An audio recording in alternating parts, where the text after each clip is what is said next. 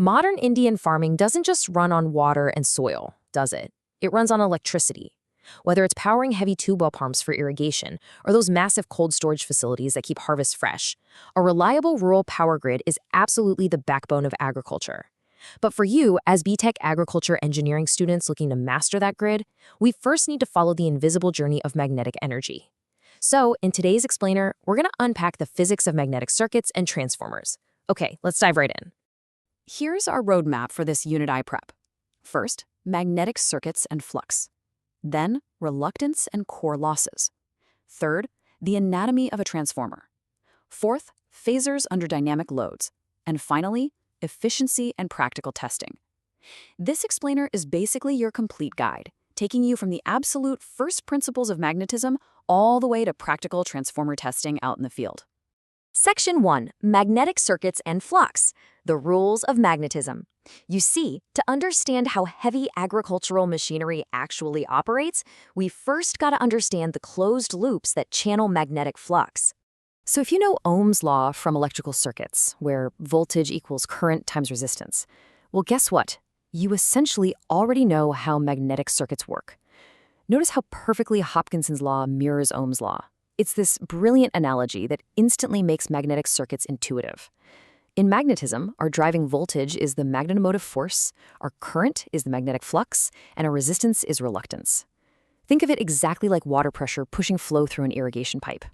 The higher the pressure, the more flow you get. Unless, of course, there's a lot of resistance in that pipe.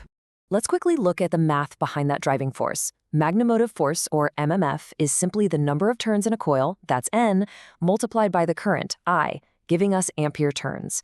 This MMF is in a constant battle against the opposition known as reluctance. And reluctance, or S, depends on the length of the path, the cross-sectional area, and the material's permeability, which is denoted by that Greek letter mu. Just like a long, narrow hose severely restricts water, a long, narrow magnetic path heavily restricts your flux. Now, when we start combining these paths, it's just like analyzing electrical resistors.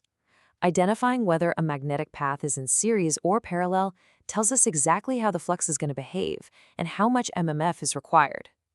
In a series circuit, the total flux stays constant throughout, but you have to add up all the MMF drops along the way. In a parallel circuit, it's the exact opposite. The total flux splits into different branches, but the MMF drop is totally identical across those parallel paths. Section 2. Reluctance and core losses. The enemies of efficiency. Because now, we need to explore the physical hurdles our magnetic flux actually faces when traveling through ferromagnetic cores. Listen, nothing is perfectly efficient in the real world. As alternating current flows, some energy is inevitably lost as heat, and this happens in two main ways. First up is hysteresis loss, which is basically heat generated from the magnetic domains inside the metal lagging behind the alternating field. They are constantly flipping back and forth, causing this sort of magnetic friction. Second is eddy current loss, which comes from tiny circulating currents induced right inside the core material itself. But as engineers, we aren't helpless here. We mitigate these losses using specific materials, like silicon steel, and by slicing the core into incredibly thin, insulated layers called laminations. We can actually quantify that magnetic friction using what's called the Steinmetz coefficient. This formula shows us exactly why softer magnetic materials with narrow hysteresis loops, meaning a significantly lower Steinmetz coefficient, are highly favored in manufacturing. We want that energy going straight to our tractor motors, right? Not just pointlessly heating up a block of metal. Section 3. Anatomy of a transformer. Harnessing the flux. Let's move from raw magnetic principles to the machine that brilliantly harnesses them to step voltage up or down for our rural power grids, the single-phase transformer. Faraday's law of mutual induction actually breaks down into 4 really simple steps. First, we apply an AC voltage to the primary side. That creates an alternating magnetic flux in the core. Next, that flux travels around the core and links with the secondary winding. Finally, it mutually induces a new electromotive force, or EMF, on the other side. What is absolutely mind-blowing here is that there is zero physical electrical connection between the primary and secondary sides. It is entirely a transfer of magnetic energy. But the physical construction of this setup matters immensely. A core-type design offers a single rectangular path where the windings surround the 2 vertical legs. But a shell-type design is quite different. The core actually surrounds the windings on a central limb, and that splits the flux into 2 parallel paths. Why to do this? Well, it provides superior magnetic shielding, which is incredibly useful out in the field depending on the specific application. And this brings us to the governing mathematics, the fundamental EMF equation. Now, I know this might look a bit dense at first glance, but it's literally the master key engineers use to calculate the necessary cross-sectional area and lamination thickness for the core.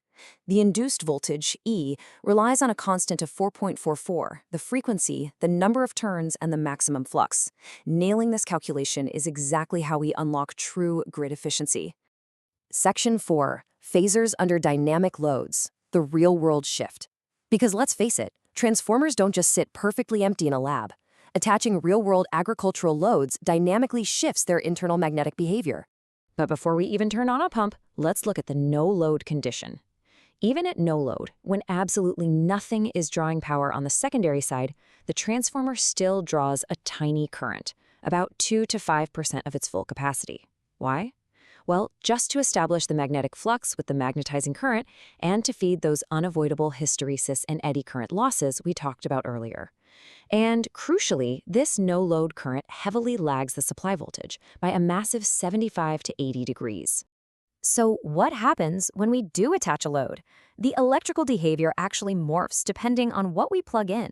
A purely resistive load, like a simple heater, gives us a unity power factor, where current is perfectly in phase with voltage. But out on the farm, we're mostly using massive induction motors for our irrigation tube wells. Those are inductive loads, which create a lagging power factor, literally dragging the terminal voltage down. Conversely, a capacitive load can actually push the terminal voltage higher than the induced EMF. This exact shift leads us directly to voltage regulation. Because inductive loads drag voltage down, we absolutely have to measure that drop. Voltage regulation is the critical percentage that tells us how badly the secondary voltage sags when we apply a full load compared to when it's just sitting empty. Think about it. In a rural grid, if your voltage regulation is poor, the voltage at the very end of the line might be too weak to even start a heavy agricultural motor. Section 5. Efficiency and practical testing. Survival in the grid. Because ultimately, we have to determine if our theoretical transformer can actually survive efficiently out in the elements on the real power grid. Efficiency is all about the ratio of output power to input power. But here is the absolute golden rule for any transformer. Maximum efficiency is achieved at the exact moment the variable copper losses, which naturally change depending on how heavily the transformer is loaded, perfectly match the constant iron losses of the core. Now, I really want to emphasize the number 24 here. Why? Because calculating what we call all-day efficiency over a full 24-hour cycle is vital.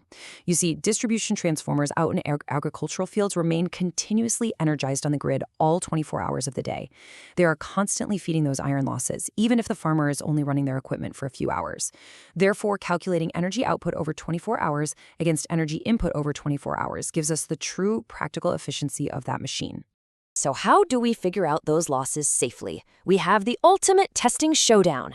The open circuit test is conducted on the low voltage side to find those constant iron core losses.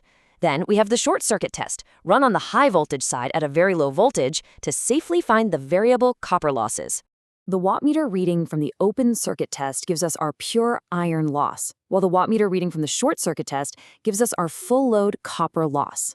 By extracting these exact parameters in a controlled, safe lab environment, agricultural engineers can accurately predict a transformer's efficiency, its power capacity, and its voltage regulation way before it ever gets deployed to the farm.